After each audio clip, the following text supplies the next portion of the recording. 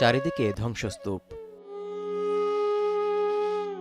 ২৮ March আঘাত হানা ৭.৭ মাত্রার শক্তিশালী ভূমিকম্পের পর সময় যতই গড়াচ্ছে ততই সামনে আসছে মিয়ানমারের ভয়াবহ সংকটের চিত্র। অং সান সুচিকে ক্ষমতাচ্যুত করে ২০২১ সাল থেকে জান্তা সরকারের শাসন ব্যবস্থা ও অব্যাহত গৃহযুদ্ধের মধ্যে ভূমিকম্পের তাণ্ডব যেন মরার উপর খাড়ার ঘা হয়ে আবির্ভূত হয়েছে মিয়ানমারে।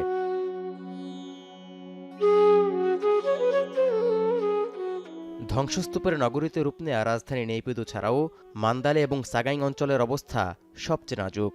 অনেক হাসপাতালে যেমন রোগী ভর্তির জায়গা নেই, তেমনি বড় বড় হাসপাতালগুলোতে ফাটল দেখা দেয় আহত এবং অন্যান্য রোগীদের চিকিৎসা নিশ্চিত করা দুরূহ হয়ে পড়েছে। এখানেই শেষ নয়।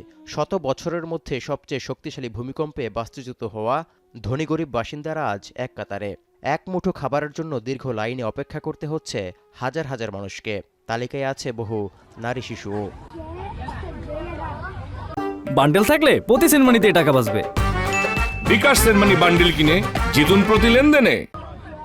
পরিসংখ্যান তথ্য বলছে ভূমিকম্পের আগেই মিয়ানমারে জরুরি মানবিক সাহায্যের প্রয়োজন ছিল ১,৪,০০,০০০ নারী এবং ৬০ লাখ শিশুর। এবার ভয়াবহ ভূমিকম্পে বিধ্বস্ত বিভিন্ন নগরীতে নারী ও শিশুরা খোলা আকাশের নিচে আশ্রয় নেয়ায় চরম পর্যায়ে পৌঁছেছে সংকটের মাত্রা। স্বাস্থ্য ঝুঁকিতে গর্ভবতী নারী ও সদ্য সন্তান জন্ম দেয়া মায়েরা।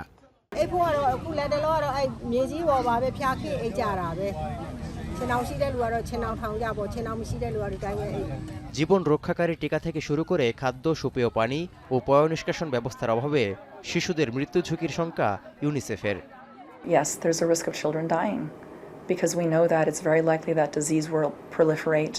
There will be disease in the earthquake-affected areas if we're not able to get enough clean water, enough medical supplies in there. চরম মানবিক সংকটে পিষ্ট অসহায় মানুষের পাশে দাঁড়াতে মিয়ানমার যাচ্ছে বিশ্বের বিভিন্ন দেশের উদ্ধারকারী দল ও দাতব্য সংস্থাগুলোর স্বেচ্ছাসেবকরা। পৌঁছে দেয়া হচ্ছে খাদ্য ও চিকিৎসা সামগ্রী সহ প্রয়োজনীয় সহায়তা সামগ্রী। তবে প্রয়োজনের তুলনায় তা খুবই সামান্য। এমন পরিস্থিতিতে মিয়ানমার চরম ধ্বংসযজ্ঞ ও হতাশার কেন্দ্রবিন্দুতে উল্লেখ করে দেশটির সংকট মোকাবিলায় আন্তর্জাতিক সম্প্রদায়কে সহায়তা তহবিল বাড়ানোর আহ্বান জানালেন জাতিসংঘের মহাসচিব।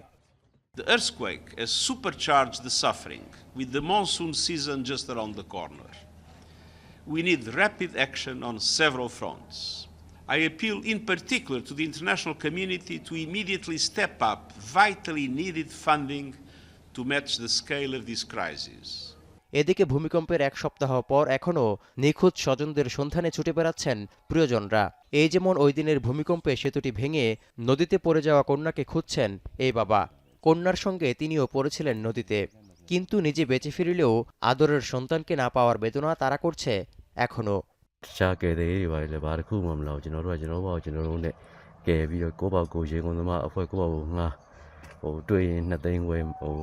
ভূমিকম্পের দিনটি শুক্রবার হওয়ায় ওই দিন জুম্মার নামাজের জন্য মসজিদে জড়ো হচ্ছিলেন মুসল্লিরা।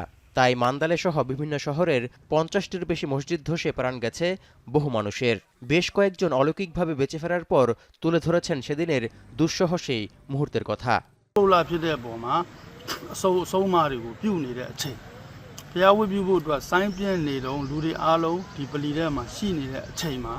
শুধু মসজিদই নয়, বৌদ্ধ ধর্মাবলম্বীদের উপাসনালয় এবং ভিক্ষুদের অনেক আশ্রয়স্থলও মাটির সঙ্গে মিশিয়ে দিয়েছে ভূমিকম্প। কিন্তু ভূমিকম্পের সময় সতর্কতা অবলম্বনের কারণে অনেকের প্রাণহানির মধ্যেও নিজেকে মৃত্যুর হাত থেকে রক্ষার অভিজ্ঞতা তুলে ধরেছেন মান্দালের এক বৌদ্ধ ভিক্ষু।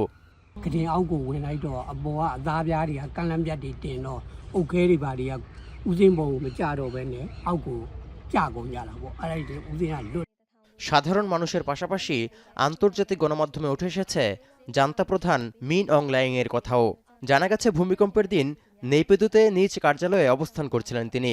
ভবন কেঁপে উঠতেই ভয়ে অনেকটা সময় নিজের টেবিল আঁকড়ে ধরেছিলেন তিনি। পরে তার নিরাপত্তারক্ষীদের পরামর্শে বাইরে বের হয়ে প্রায় ১ ঘন্টা দাঁড়িয়েছিলেন জান্তা প্রধান। তৌহিদুর রহমান, এখন বিশ্ব।